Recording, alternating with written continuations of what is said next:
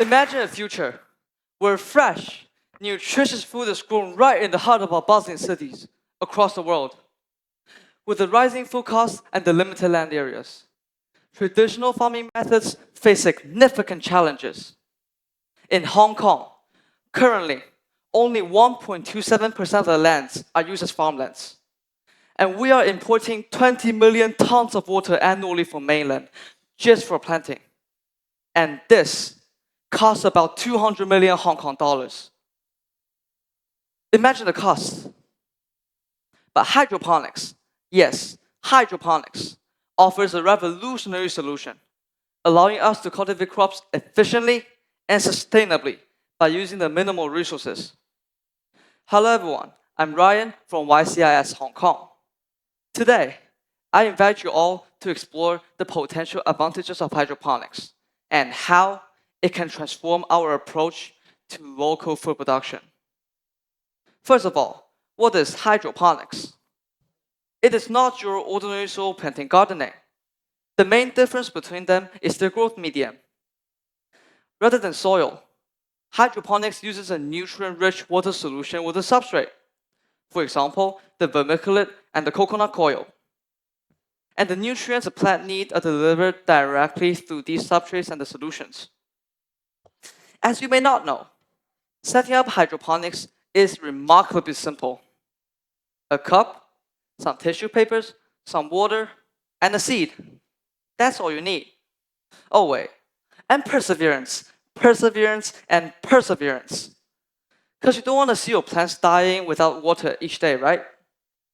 But to be honest, that's what happened to mine at the start. But if you have enough patience and resilience, I'll ensure that your plants will grow and germinate.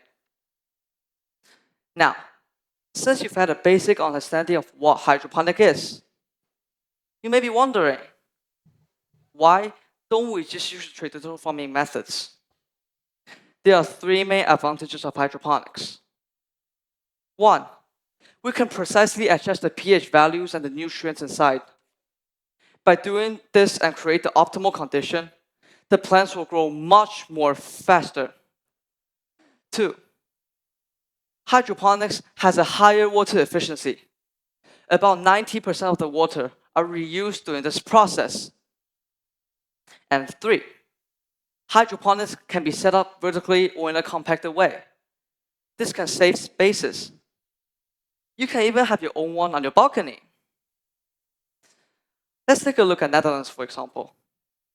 Netherlands is a tiny little country located in Europe with an area of 41,850 square kilometers, which is only 1/4 of Guangdong. But it can produce 54 tons of vegetables per hectare, which is much higher than some huge countries such as the US and China. Very fascinating, right?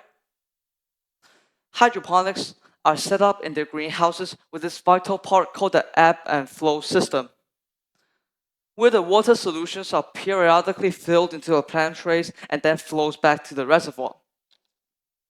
This allows a better oxygenation of the roots, the water can be recycled, and the space can be conserved. I wonder if Hong Kong can be the next Netherlands. The conditions of these two places are not that different. They both are small in area, with Hong Kong having a much bigger population density, nearly 13 times higher. I believe if hydroponics can be used, we can maximize the food production and meet the current shortages. In fact, there are many brownfield lands in Hong Kong which are currently abandoned but filled with potential. Hydroponics can be done by reconstructing these abandoned factories and convert them into vertically spread greenhouses. And this comes without saying. Doing this is much more efficient than deforesting hectares and hectares and hectares of lands. Money-wise, the expenses will be lower. You just need to refurbish the old ones. Through this journey of hydroponics, we need to embrace perseverance and resilience, just like how the plants thrive against the adversities. We too can overcome the obstacles in our pursuit of sustainable food production.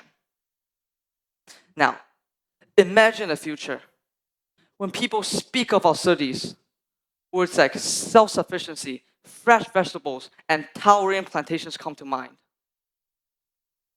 Now, here's the question. How can you start off?